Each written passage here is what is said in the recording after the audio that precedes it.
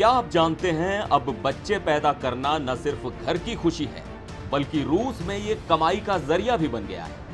रूस के Karelia reason की नई स्कीम सुनकर आप दंग रह जाएंगे। यहाँ 25 साल से कम उम्र की फीमेल स्टूडेंट्स को हेल्दी बच्चा पैदा करने पर मोटा इनाम मिल रहा है। लेकिन ये सब क्यों हो रहा है और इससे रूस का भविष्य कैसे बदलने वाला है, इस वीडियो में समझेंगे इस दिलचस्प कहानी को विस्तार से।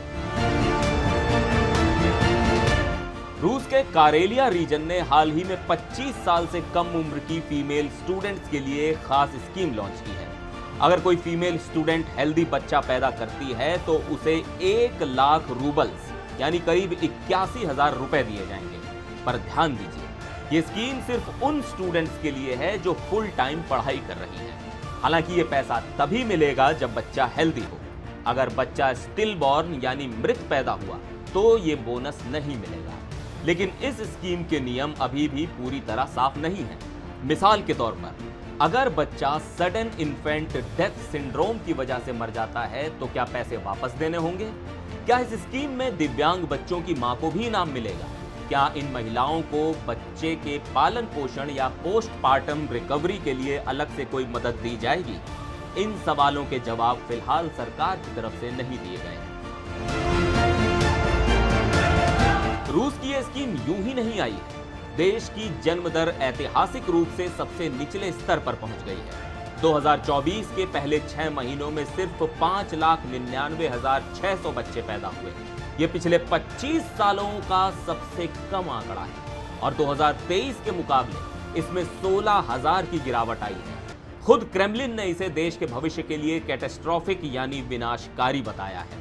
अब आप समझ सकते हैं कि रूस में ये बच्चा पैदा करने की स्कीम क्यों लाई जा रही है।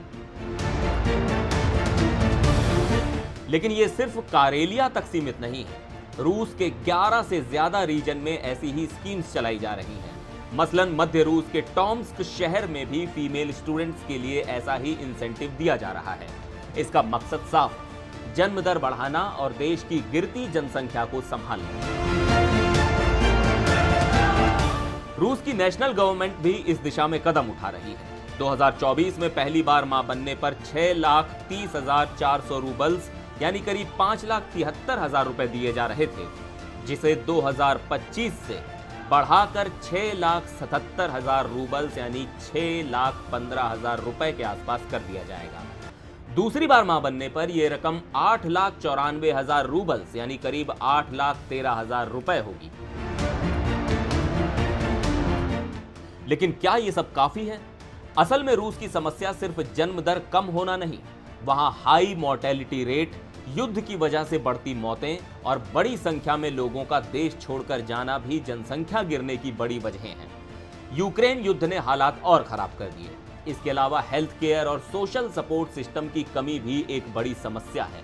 कई विशेषज्ञ मानते हैं कि सिर्फ पैसे देकर समस्या हल नहीं होगी। महिलाएं और परिवार बेहतर हेल्थ केयर, एजुकेशन और बच्चे की देखभाल के लिए सपोर्ट की मांग कर रहे हैं। ऐसे में स्कीम सिर्फ एक अस्थायी समाधान साबित हो सकती है। तो ये थी रूस की जनसंख्या संकट से निपटने की कहानी। अब सवाल ये है कि क्या सिर्फ पैसे देने से बच्चे पैदा करने की समस्या हल हो जाएगी? अपनी राय हमें कमेंट में जरूर बताएं।